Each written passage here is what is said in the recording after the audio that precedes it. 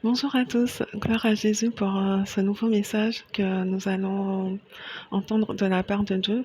Donc, je vais, là, j'utilise mon téléphone et en même temps, je regarde les notes que j'ai écrites sur mon ordinateur pour vous transmettre ce message de la part de Dieu. Donc, vous allez voir mon regard bifurqué vers la droite. C'est parce que je regarde mes notes. Je vais lire mes notes pendant que je suis en train de voilà, pour vous transmettre ce message. Alors, avant de commencer, on va prier. Père Céleste, je te remercie parce que tu nous permets, à nous tous qui sommes aujourd'hui présents pour entendre ce message, d'apprendre ta volonté concernant les lois de la semence et de la récolte. Père Céleste, je te prie afin que tu nous pardonnes nos offenses à chacun d'entre nous, purifie-nous et sanctifie-nous dans le sang précieux de Jésus, de tout péché, de toute iniquité que nous avons commis devant ta face. Pardonne-nous nos pensées, nos paroles, nos actions, dans le nom puissant de Jésus. Amen. Père Céleste, je te demande de prendre la direction et le contrôle de ce moment. Je te demande, parle au travers de ma bouche, loin mes mots, loin ma bouche, et que ce soit ton Saint-Esprit qui s'exprime à travers moi, que ce soit ton Saint-Esprit qui convainque chacun de nos cœurs de péché, de justice et de jugement. Et je te prie, Père Céleste, afin que tu nous accordes à tous la grâce, après avoir entendu ce message, de le mettre en pratique pour ta gloire et pour notre bonheur, dans le nom puissant de Jésus. Amen. Amen. Gloire à Jésus. Alors, le titre de ce message, c'est Jacob, où on récolte toujours ce qu'on sème. Alors, euh, l'histoire de Jacob dans la Bible est une très belle histoire et il y a des choses dans cette histoire de Jacob qui m'ont beaucoup interpellée. Quand on lit la Bible, on apprend que Dieu avait dès le départ choisi Jacob et rejeté Ésaü avant même que les jumeaux soient nés. Alors pour ceux qui ne le savent pas, Ésaü et Jacob c'étaient des frères jumeaux et on peut lire leur histoire dans Romains chapitre 9, versets 10 à 13. Et de plus, il en fut ainsi de Rebecca qui conçut du seul Isaac notre père, car quoique les enfants ne fussent pas encore nés et qu'ils n'eussent fait ni bien ni mal, afin que le dessein d'élection de Dieu subsistât, sans dépendre des œuvres, et par la seule volonté de celui qui appelle, il fut dit à Rebecca, l'aîné sera assujetti au plus jeune, selon qu'il est écrit, j'ai aimé Jacob et j'ai haï Ésaü.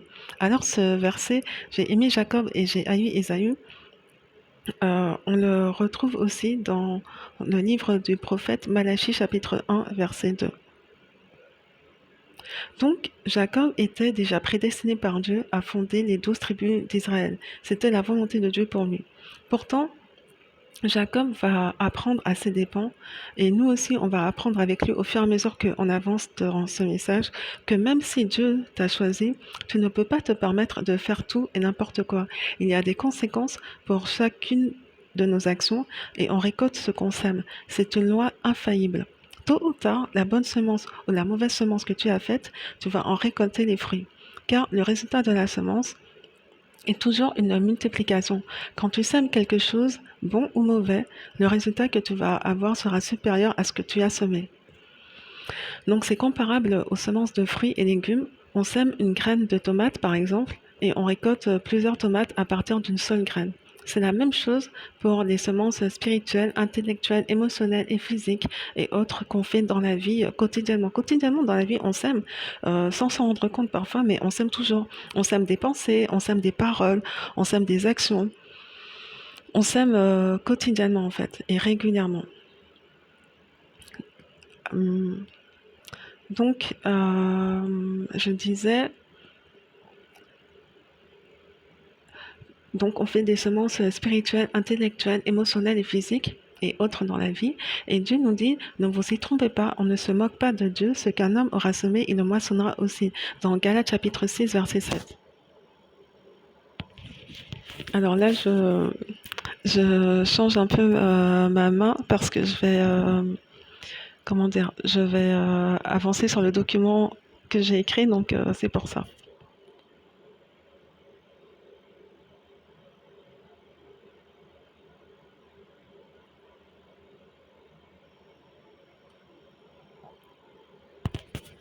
Donc, dans Genèse chapitre 8, verset 22, Dieu déclare tout ce que la terre, tant que la terre subsistera, les semailles et la moisson, le froid et la chaleur, l'été et l'hiver, le jour et la nuit ne cesseront point. Donc, le point qui nous intéresse ici, c'est les semailles et la moisson ne cesseront point. Alors, pour revenir à l'histoire de Jacob, même si Ésaü était le frère aîné, Dieu avait déjà décidé, dans son plan parfait, que ce serait Jacob qui engendrerait les 12 tribus d'Israël. Et nous savons que Dieu fait toujours les choses de façon juste, avec intégrité et droiture. Pourtant, Jacob, dont le nom d'ailleurs signifie le trompeur, le supplanteur, il va essayer d'entrer dans les promesses de Dieu pour lui, mais de façon malhonnête malheureusement. Et il va réussir à entrer dans les promesses de Dieu parce que de toute façon, c'était la volonté de Dieu pour lui, mais il va récolter les conséquences de sa malhonnêteté. Ce sur quoi Dieu a attiré mon attention, c'est que Jacob a arnaqué 2 fois son frère Ésaü dans des choses qui étaient les plus précieuses et importantes pour lui. Et plus tard, Jacob lui-même, il sera aussi arnaqué et trompé dans 2 choses profondément importantes pour lui. Et on va voir qu'il y a eu plus que 2 choses dans lesquelles il a été arnaqué. Mais on va voir ça par la suite. Alors, la première chose dont on va parler, c'est le droit d'aînesse. Dans la Bible, pour le peuple de Dieu, il y a une bénédiction spéciale rattachée à chaque premier-né. Tout premier-né dans le peuple hébreu appartient à l'Éternel. Dieu, il dit à Moïse, consacre-moi tout premier-né parmi les enfants d'Israël, tant des hommes que des animaux, ils m'appartiennent. Donc ça, c'est dans Exode chapitre 13, verset 2.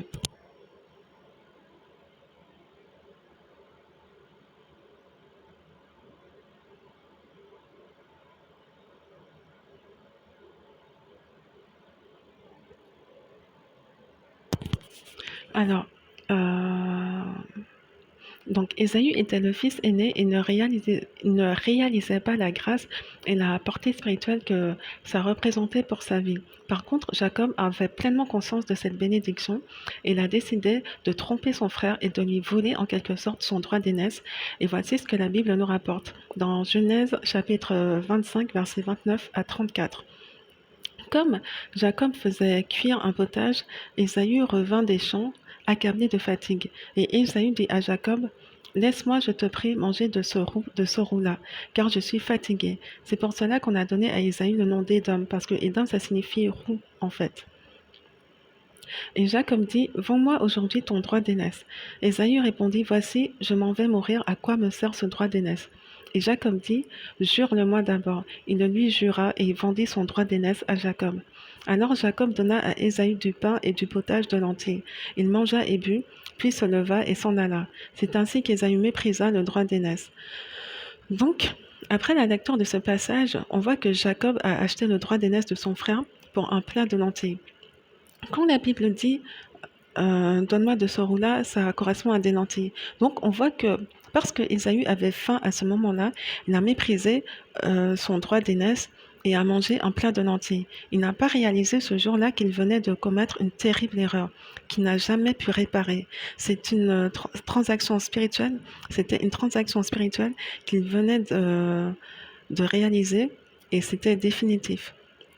Donc Ésaü, il était contrôlé par les désirs de sa chair, par la gratification immédiate, par des plaisirs temporaires, éphémères, qui ne laissaient pas d'héritage dans son futur.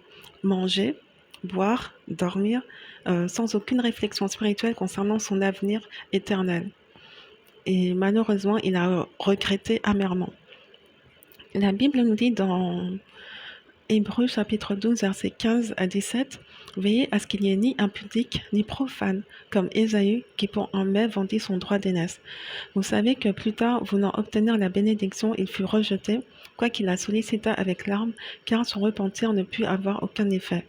Alors, il y a des chrétiens qui, comme Ésaü, sont des profanes, c'est-à-dire ce sont des personnes qui croient en Dieu, mais ils méprisent en fait les bénédictions spirituelles de Dieu au profit de choses matérielles éphémères, comme la nourriture, les vêtements, les chaussures, les sacs à main, les bijoux et d'autres choses, les maisons, les voitures.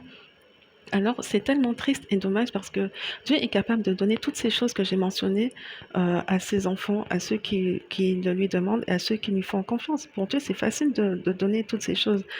Tout appartient à Dieu. Enfin, il n'y a rien de difficile pour Dieu.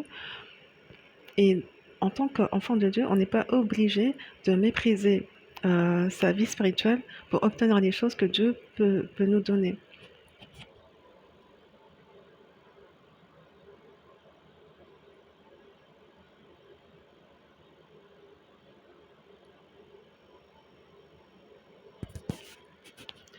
Et on n'est pas obligé de perdre un héritage spirituel que Dieu nous donne, comme l'a fait Ésaü malheureusement. Et en fait, il y a aussi des gens qui se disent chrétiens et qui vendent leur corps en échange d'argent ou d'autres avantages. C'est de la prostitution et c'est une abomination. Et la Bible dit que notre corps est le temple du Saint-Esprit. Et la vie vaut plus que la nourriture et le corps plus que le vêtement, comme dit Jésus dans Luc chapitre 1, verset 23. Donc il y a des personnes qui transgressent les principes de Dieu pour des choses matérielles et elles finissent toujours par regretter de toute façon. Ça ne vaut pas la peine de trahir Dieu pour des choses qui ont une durée de vie limitée, alors que Dieu, il est éternel et peut répondre aux besoins de ceux qui lui demandent, qui lui font confiance. Bref, Ésaü, il a malheureusement perdu quelque chose de précieux ce jour-là, son droit d'aînesse.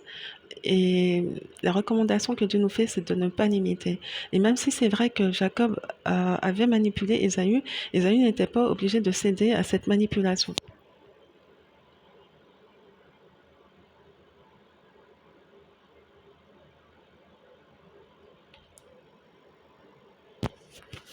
Alors, la deuxième chose dont on va parler, c'est la bénédiction du Père Isaac. Alors, je vous recommande de lire tout le chapitre 27 du livre de la Genèse. C'est le premier livre de la Bible pour comprendre mieux les points que je vais aborder dans cette partie. Mais ici, je vais me contenter de lire les versets 30 à 38 du chapitre 27 de la Genèse. Et je fais rapidement une petite aparté pour dire qu'il y a 66 livres dans la Bible en tout au total. Il y a l'Ancien Testament qui concerne toute la période de la loi que Dieu avait donnée à Moïse pour le peuple d'Israël avant que Jésus ne vienne. Et ensuite, il y a le Nouveau Testament, donc c'est la nouvelle alliance entre Dieu et son peuple. euh, Quand Jésus est venu, voilà. Et donc, je vais mettre un lien dans la barre de description en dessous de cette vidéo pour permettre à ceux que ça intéresse d'avoir la liste des livres de la Bible dans l'ordre. Et voilà. Alors, dans Genèse chapitre 27, versets 30 à 38, on peut lire cela. Isaac avait fini de bénir Jacob, et Jacob avait à peine quitté son père Isaac, qu'Ésaü son frère revint de la chasse. Il fit aussi un mets qu'il porta à son père, et il dit à son père, que mon père se lève et mange du gibier de son fils, afin que ton âme me bénisse. Isaac, son père, lui dit, qui es-tu? Et il répondit, je suis ton fils aîné Ésaü. Isaac fut saisi d'une violente émotion, et il dit, mais qui est donc celui qui a chassé du gibier et me l'a apporté? J'ai mangé de tout avant que tu vinses, et je l'ai béni. Aussi sera-t-il béni. Lorsque Ésaü entendit les paroles de son père, il poussa de forts cris pleins d'amertume, et il dit à son père, bénis-moi aussi mon père. Isaac dit, ton frère est venu avec ruse, et il a enlevé ta bénédiction. Ésaü dit, est-ce parce qu'on l'a appelé du nom de Jacob qui m'a supplanté 2 fois? Il a enlevé mon droit d'aînesse, et voici maintenant qu'il vient d'enlever ma bénédiction. Et il dit, n'as-tu point réservé de bénédiction pour moi?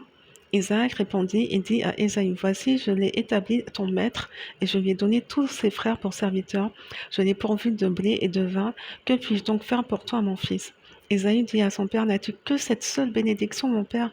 Bénis-moi aussi, mon père. Et Ésaü éleva la voix et pleura. Alors voilà, ce passage est vraiment très clair et il s'explique par lui-même. Jacob, après avoir volé le droit d'aînesse de son frère Ésaü, a aussi récupéré la bénédiction paternelle qui allait lui permettre d'engendrer plus tard les 12 tribus d'Israël.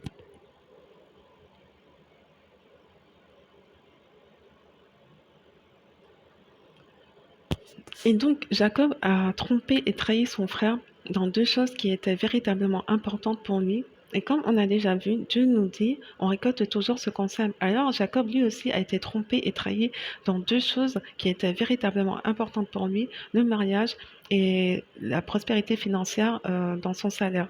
Et on va voir qu'il y a eu plus que 2 choses. Alors moi j'ai répertorié 4 choses. Donc je vais les mentionner tout à l'heure, mais il y en a peut-être d'autres auxquelles je n'ai pas fait attention, mais déjà 2 c'est énorme et 4 c'est encore pire. Alors la première chose, c'était le mariage. Alors comme la plupart des hommes, Jacob, il rêvait de tomber amoureux, d'épouser la femme de ses rêves et fonder une famille avec elle. Et voilà que, chose formidable, il fait la connaissance de Rachel, la fille de son oncle Laban, et on peut lire dans Genèse chapitre 28, versets 15 à 30. Je vais lire. Puis Laban dit à Jacob, parce que tu es mon parent, me serviras-tu pour rien? Dis-moi quel sera ton salaire. Or, Laban avait deux filles. L'aînée s'appelait Léa et la cadette Rachel. Léa, Léa avait les yeux délicats, mais Rachel était belle de taille et belle de figure. Jacob aimait Rachel et il dit, je te servirai 7 ans pour Rachel, ta fille cadette. Et Laban dit, j'aime mieux te la donner que de la donner à un autre homme. Reste chez moi. Ainsi, Jacob servit 7 années pour Rachel, et elles furent à ses yeux comme quelques jours parce qu'il l'aimait. Ensuite, Jacob dit à Laban, donne-moi ma femme, car mon temps est accompli, et j'irai vers elle. Laban réunit tous les gens du lieu, et il fit un festin. Le soir, il prit Léa, sa fille, et l'amena vers Jacob, qui s'approcha d'elle. Et Laban donna pour servante à Léa, sa fille, Zilpa, sa servante. Le lendemain matin, voilà que c'était Léa. Alors Jacob dit à Laban, mais qu'est-ce que tu m'as fait? N'est-ce pas pour Rachel que je t'ai servi chez toi? Pourquoi m'as-tu trompé? Laban dit, ce n'est point la coutume dans ce lieu de donner la cadette avant l'aînée. Achève la semaine avec celle-ci, et nous te donnerons aussi l'autre pour le service que tu feras encore chez moi pendant 7 nouvelles années. Jacob fit ainsi, il acheva la semaine avec Léa, puis Laban lui donna pour femme Rachel sa fille, et Laban donna pour servante à Rachel sa fille, Bila sa servante.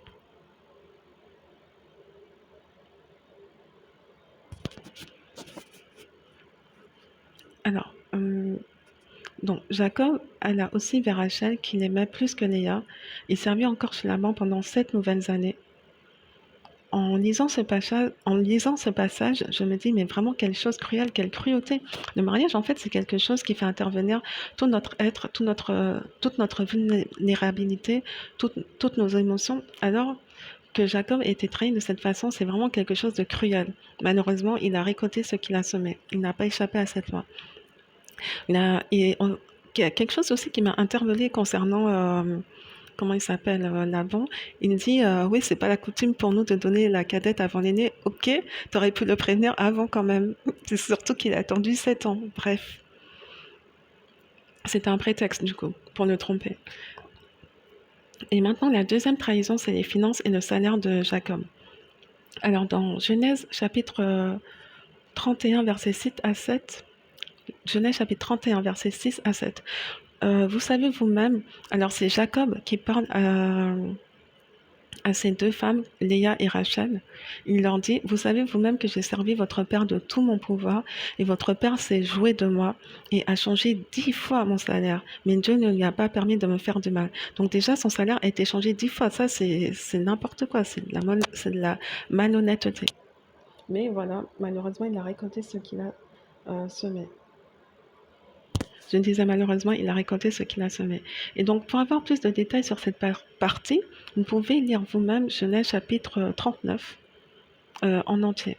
Mais en résumé, on voit que Jacob s'est encore fait une deuxième fois escroquer et arnaquer dans quelque chose qui lui tenait à cœur, quelque chose qui comptait pour lui son salaire. Donc c'est vrai que Jacob est entré dans sa destinée parce que c'était le plan de Dieu pour lui, mais il est entré de façon détournée, sans chercher à demander à Dieu comment faire de façon honnête pour accomplir le plan de Dieu pour sa vie, et il a payé très cher. Donc moi je me dis que sans doute, peut-être que Jacob, il aurait pu éviter tous ces malheurs, tous ces désastres, toutes ces choses terribles qui lui sont arrivées, si il avait pris le temps de demander à Dieu comment entrer dans le plan de Dieu pour sa vie de façon honnête, sans avoir à escroquer quiconque, sans avoir à faire du mal à personne, parce que de toute façon, Dieu, il ne fonctionne pas comme ça. Et donc, mais malheureusement, il n'a pas pris le temps de faire ces choses-là. Et donc ça, c'est aussi, comment dire, c'est quelque chose qui est pour nous, qui nous sert de leçon pour qu'on sache que c'est important qu'on demande à Dieu comment faire pour entrer dans son plan pour notre vie sans avoir besoin d'être malhonnête, sans avoir besoin de faire du mal à quelqu'un. Parce que, comme on vient de voir dans cette histoire, on récolte toujours ce concept et personne n'y échappe. Peu importe, même si Dieu t'a choisi et que tu finis par entrer dans le plan de Dieu pour ta vie, mais on va tous finir par récolter ce qu'on a semé en bien ou en mal, donc il faut faire attention à ça. Et alors, vous vous souvenez quand je vous ai dit que on récolte toujours de façon multipliée par rapport à ce qu'on a semé. Donc, j'ai répertorié une troisième et une quatrième trahison. Donc la troisième trahison, c'est que Joseph, le fils préféré de Jacob, a été vendu par ses frères. Alors, en quoi c'est une trahison? Jacob, il a eu 12 fils en tout. Et avant d'avoir Joseph, il a eu des fils avec Léa, qui était la femme qu'il n'aimait pas, la femme qu'il n'avait pas choisie, avec les deux servantes Bila et Zéba. Et avant d'avoir un enfant avec Rachel, ça a mis du temps. Et cet enfant, il s'appelait Joseph. Donc, une fois que Jacob a eu un enfant avec Rachel, il était tellement heureux et il a beaucoup aimé cet enfant puisque c'était l'enfant avec la femme qu'il aimait, la femme qu'il avait choisie depuis le départ. Et en fait, il manifestait beaucoup d'amour à Joseph et ses frères, les frères aînés de Joseph avaient remarqué ça et donc ils étaient jaloux de ça et ils ont décidé un jour, ils en avaient marre, ils ont décidé de vendre Joseph comme esclave. Et ils ont menti à leur père Jacob en lui disant que son fils était mort, avait été tué par une bête sauvage. C'était un mensonge parce que Joseph était encore en vie, mais Jacob ne pouvait pas deviner ça. Et donc, ses fils lui ont menti. Et donc, pendant, on va dire, pendant 13 ans, puisque Joseph il est resté en prison, même pendant plus de, en tout cas, je sais pas, en tout cas, sur une période supérieure à 13 ans, euh, Jacob, il pensait que Joseph était mort. Et après, il va le retrouver à la fin de sa vie, mais bon, par la grâce de Dieu, mais quand même pendant une bonne période de temps, il a cru que son fils était mort. Donc, en fait, ça montre, ça c'est une trahison. Jacob, il a été trahi par des personnes de sa famille. Il a été trahi par son oncle, il a été trahi par ses propres fils, mais lui-même, il a trahi son propre frère. Donc il a récolté quelque chose qu'il avait semé. Et si peut-être c'était une mauvaise semence, mais qu'il avait pris le temps de demander pardon à Dieu, qu'il avait essayé de corriger ça, peut-être que ça aurait pu être évité. Dieu lui aurait montré comment faire. Malheureusement, ça s'est passé comme ça et ça nous sert de leçon en fait, à ne pas reproduire surtout. Et la quatrième trahison, c'est concernant les fils de Jacob qui ont vengé leur sœur Dina en tuant tout un peuple. Donc c'est une histoire assez horrible, assez triste et qui est difficile pour moi. Donc je préfère vous laisser lire tout ça. C'est dans Genèse chapitre 34 et vous allez voir à quel point c'est cruel comme histoire. Et donc Jacob, il a beaucoup souffert, il a vécu des événements traumatisants, mais je me dis que c'était des événements qu'il aurait pu éviter en fait s'il avait simplement euh, et comment dire, demander à Dieu comment faire pour accomplir sa destinée sans avoir à arnaquer quelqu'un, sans avoir à faire du mal à quelqu'un. Et Jacob, il va dire à la fin de sa vie, en parlant de lui-même, les jours des années de ma vie ont été peu nombreux et mauvais dans Genèse chapitre 47 verset 9. Évidemment, en vivant des choses comme ça, en vivant tout ce qu'il a vécu, c'est sûr qu'on peut dire que c'était des choses très douloureuses, très cruelles, très pénibles à vivre et qui déçoivent de la vie.